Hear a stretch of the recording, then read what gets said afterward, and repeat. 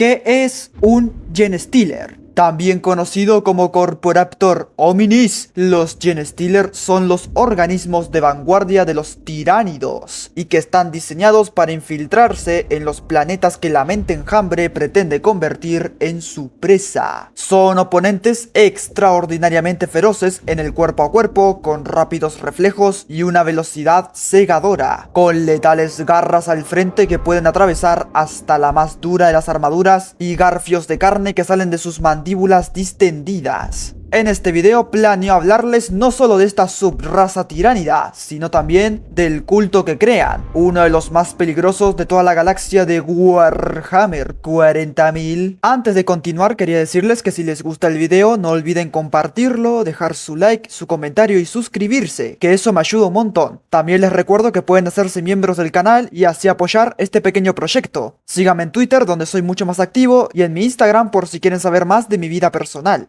Gracias.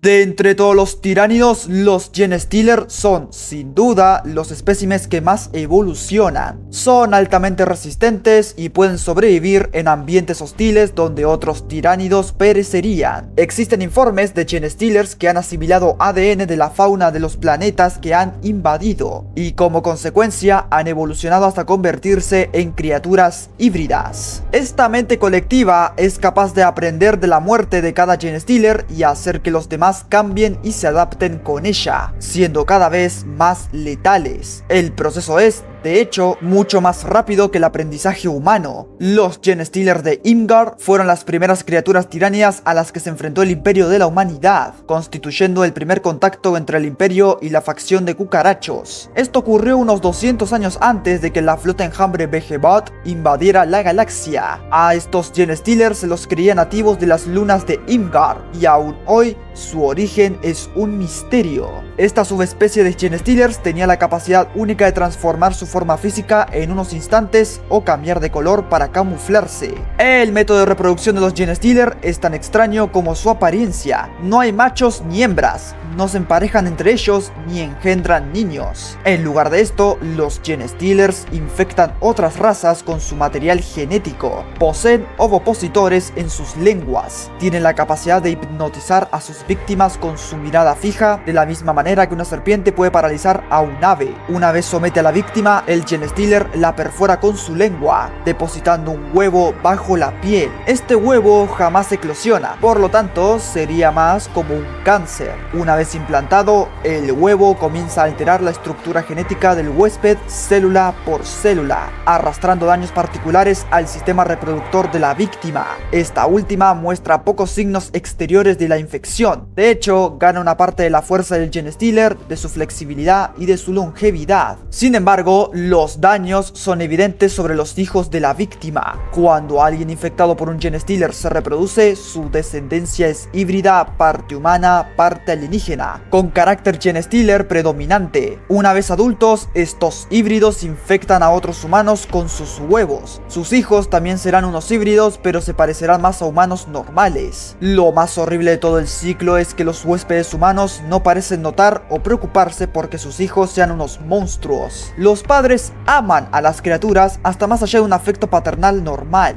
En cuanto los Genestealers comienzan a infiltrarse e infectar una nueva raza, los días de esta raza están contados. Un solo Genestealer puede infectar centenares de víctimas y sus hijos pueden infectar millones. A menos que la infección se descubra temprano y se aplique un exterminio, la raza es casi exterminada en algunos siglos, lo que transforma a los Genestealer en enemigos terribles e implacables. Además, deben buscar constantemente nuevas razas que conquistar, o su propia raza perecerá con sus víctimas. Aunque equipados de manos flexibles y prensibles, los Genestealers puros son mentalmente incapaces de utilizar instrumentos simples y armas. Aparentemente, el concepto simple simple de manipular su medio ambiente con la ayuda de instrumentos es totalmente extraño para su psicología, y no son capaces de comprender el sistema de la palanca, de la lanza o del explosivo. Pero sus niños híbridos no están tan limitados. La primera generación tiende a tener la misma deficiencia mental que el Genestealer puro, pero en las generaciones siguientes los genes humanos tienen más influencia y ganan algunas afinidades humanas con los instrumentos y las armas. No son inventores, pero estos nuevos híbridos pueden utilizar lo que otros concibieron y construyeron. El ciclo de infección se continúa hasta el 4º grado, cuando los híbridos son imposibles de distinguir frente a humanos normales. La 4ª generación de híbridos no tiene opositores y se reproduce de forma normal. Debido al gran número de humanos en todo el imperio, es la raza más generalmente infectada por Genestealers. La apariencia de los híbridos variará según la especie de los padres y tendrán características físicas diferentes de los cruces humanos Genestealer. Los Genestealers puros tienen 4 brazos, un par con manos en la sección central y un par con garras poderosas sobre sus hombros con las que atacan. Los híbridos de las generaciones siguientes pierden uno o ambos brazos equipados de garras, dejándoles justo los que poseen solo manos. También pierden sus piernas características largas y poderosas del Genestealer puro y adquieren piernas normales de humanos. Ya hablamos de su fisionomía y de cómo se reproducen. Llegó el momento de contarles lo que realmente hace a un Genestealer tan peligroso, y eso es el culto Genestealer. Sigilosos y totalmente malignos, son el cáncer que crece sin ser vistos en los espacios ocultos del imperio. Incrustados en la infraestructura de innumerables mundos aparentemente leales, los cultos Genestealer esperan su momento, extendiendo zarcillos de corrupción a través de la población nativa hasta que estén listos para comenzar sus sangrientas insurrecciones. Una vez desatados, se alzan en una marea creciente, armados con armamento imperial robado y toscas herramientas industriales. Si bien los Genestealers son utilizados como tropas de choque por los tiránidos, cuando se infiltran en el espacio imperial, muestran su capacidad de sigilo y astucia. Los Genestealers solitarios que se deslizan y se arrastran, acechan y asesinan en silencio, se cuelan en las naves espaciales imperiales y se propagan por las rutas espaciales como un virus. En teoría, basta con que un Genestealer se cuele a bordo de un carguero y llegue a un mundo poblado para que todo un sector quede condenado. Los Genestealers pueden vivir en éxtasis durante mucho tiempo. Después de quizás siglos de flotar en el espacio o por la disformidad, puede que alguien encuentre una vieja nave infestada y que algún incauto se atreva a explorarla. O puede que una nave llegue hasta algún lejano y semi-olvidado puesto fronterizo de la humanidad.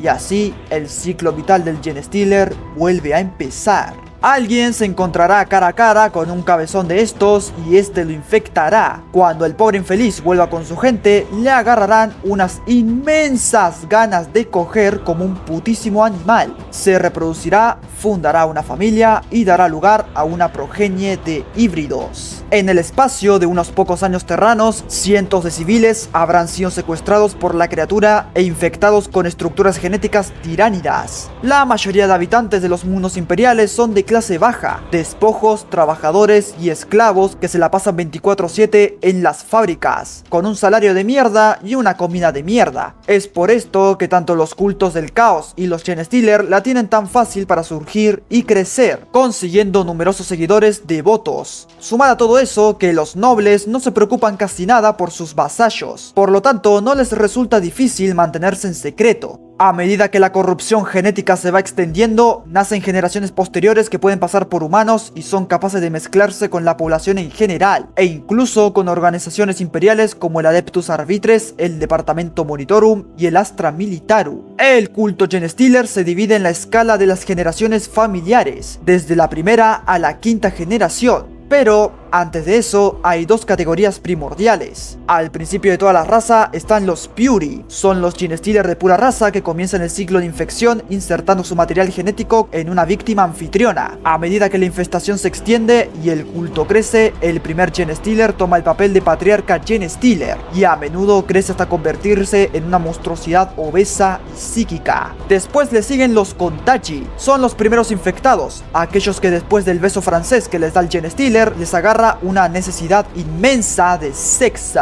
y de formar una familia. Su pareja también se infecta con el ADN Genestealer a través de las relaciones sexuales con el infectado. Algunos Kontaji pueden tener una ligera palidez azul o malva en su piel y pueden ser controlados psíquicamente por el patriarca a través de la mente de progenie para convertirse en esclavos sin mente. Ahora sí, vamos con las generaciones. Los híbridos de primera generación se llaman Maelniachi, más parecido a un Genestealer que un humano. Estas asquerosas criaturas tienen entre 5 y 6 extremidades, cada una de ellas terminada en afiladas garras. Sus cabezas bulbosas tienen los rasgos faciales de su padre genético Sinos y su piel adquiere un tono púrpura. Estas criaturas son poco más que bestias, sus instintos dirigen todos sus movimientos. Los híbridos son la segunda generación, están encorvados no a la manera de los ancianos o enfermos, sino más bien como resortes presionados, listos para explotar en movimiento. Al igual que la generación anterior, pueden tener 5 o 6 extremidades, pero sus ojos y su boca son más parecidos a los de sus padres humanos. Los de la tercera generación se llaman híbridos verdaderos. Estos ya van totalmente erguidos. Sus rasgos asquerosos pasan desapercibidos en los bajos fondos de muchos mundos imperiales. Sin embargo, una inspección más cercana revela su forma alienígena. Tiene la cabeza fuertemente estriada, la piel de color violeta e incluso pueden ocultar un miembro con garras extra bajo sus ropas andrajosas. Los Primachi son de cuarta generación, pueden pasar por completamente humanos y se inmiscuyen en posiciones de poder para promover los objetivos de su siniestro culto. Algunos miembros de esta generación poseen poderes psíquicos. Muchos de estos híbridos se unen al Astra Militarum para esparcir su vil semilla por la galaxia, iniciando nuevos cultos y reclamando mundos para su patriarca de 4 brazos. Entre la cuarta y la quinta generación de híbridos, el culto Genestealer se prepara para una guerra total. Y por último, los de quinta generación,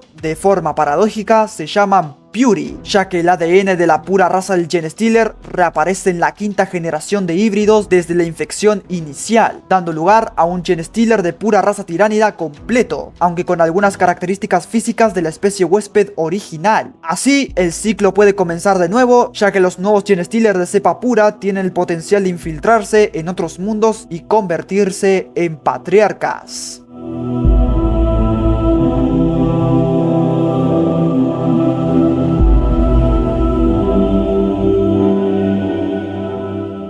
A medida que aumenta el número de miembros del culto, se crean más híbridos especializados para servir al patriarca. Los magus son individuos con dones psíquicos contaminados por la voluntad de dicho patriarca, encargados de convertir a objetivos clave dentro del gobierno y la cúpula militar del planeta. Las masas híbridas están organizadas y dirigidas por los primus, generales y especialistas en emboscadas, responsables de coordinar el eventual levantamiento. A algunos miembros se les concede mucho más poder del patriarca, convirtiéndose en especialistas espirituales, militares y logísticos que guían aún más a sus parientes, reforzados por la influencia siempre presente de la mente de prole. Esta conexión psíquica instintiva otorga a cada cultista un lugar predefinido dentro de su comunidad, vinculando sus mentes y fortaleciendo su camaradería. A medida que el culto gana impulso, los infiltrados comienzan a ejercer control sobre instituciones vitales, desde las fuerzas de defensa planetaria local hasta las industrias de energía, combustible y alimentos. Sus planes pueden tardar años o incluso siglos en dar frutos, pero las sectas enseñan que deben ganarse su salvación. El día de la ascensión es el llamado más alto para todas y cada una de las sectas, ya que finalmente acumulan suficiente fuerza e influencia sobre un mundo para salir de sus madrigueras y reclamar el planeta en abierta rebelión. Aquellos que sean derrotados se retirarán para comenzar su infiltración de nuevo, pero si tienen éxito y toman las riendas del poder, la población rápidamente estará preparada para la liberación a manos de los hijos de las estrellas. Los nexos proporcionan apoyo táctico a los planes estratégicos de sus primus, y su dominio de los detalles y la contingencia es insuperable. Los Sanctus actúan como asesinos y los Locus como guardaespaldas, mientras los Clamabus predican la palabra del culto y frustran las comunicaciones del enemigo. Los chacales atalanos entran en batalla a toda velocidad en motocicletas hostigando los flancos enemigos, mientras que los Genestealer de pura raza y las aberrantes monstruosidades, a veces reforzadas por los alquimistas genéticos conocidos como biófagos, actúan como tropas de choque. Ya sea un puñado de meses solares o en muchos años estándar, finalmente la secta se pondrá en pie de guerra.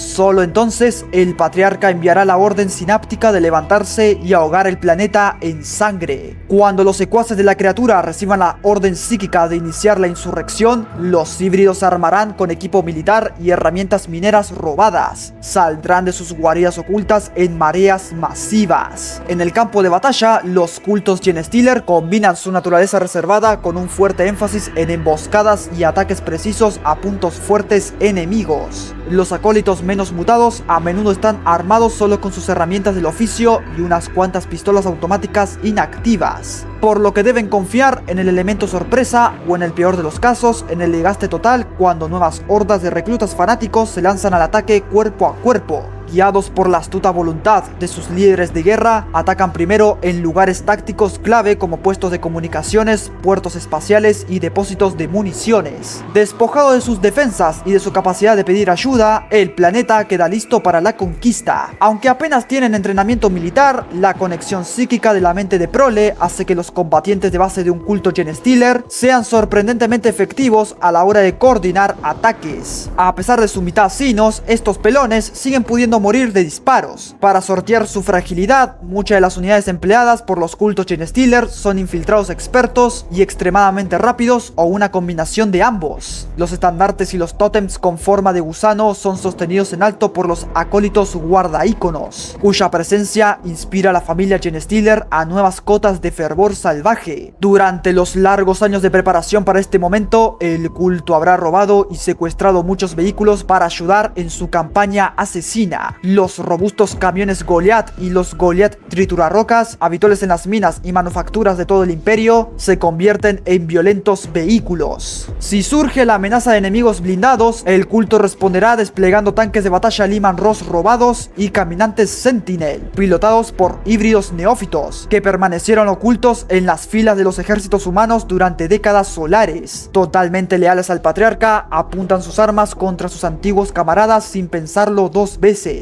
A medida que la secta empuja sus arcillos cada vez más lejos en su civilización anfitriona, se prepara para el día de su gran ascensión. Da igual el tiempo que pase, tarde o temprano, una sombra psíquica caerá sobre el sistema solar en el que el culto se ha extendido. Esta es la sombra en la disformidad, señal de que los tiránidos han llegado. La aproximación de una bioflota tiránida estimula el levantamiento, mientras la flota enjambre vomita sus enjambres de organismos guerreros en la atmósfera del mundo afectado. Los cultistas cantan plegarias exaltadas a sus libertadores. Incluso cuando los tiránidos exterminan y devoran todas las fuentes de biomasa del planeta, los cultistas mantienen la fe en sus corruptos corazones de que estos voraces alienígenas elevarán a los fieles, ayudándoles a trascender sus debilidades mortales. Esperan ansiosamente la bendita unidad de forma y propósito que se les ha prometido. Al menos durante un tiempo, los tiránidos y la prole del patriarca luchan como uno solo. El control psíquico de la mente enjambre asegura que el culto no sea presa de ellos. Los generales del patriarca reúnen sus fuerzas con una habilidad consumada, gastando las vidas de sus guerreros por miles para abrir un camino para el asalto tiránido. En esta hora final y exaltada, el propio patriarca entra en la lucha y sus fieles entran en un celoso frenesí mientras su profeta destroza a los indignos con garras afiladas y colmillos desgarradores. Los invasores tiránidos se agrupan en una marea de quitina y colmillos y surgen sobre las tierras para reducir o consumir a las poblaciones indígenas. Durante un breve y dichoso periodo, cultistas y tiránidos luchan en el mismo bando. Tan pronto como el último de los defensores es invadido por esta marea de quitina y garras cortantes, la mente enjambre absorbe al patriarca en su conciencia mayor, convirtiéndose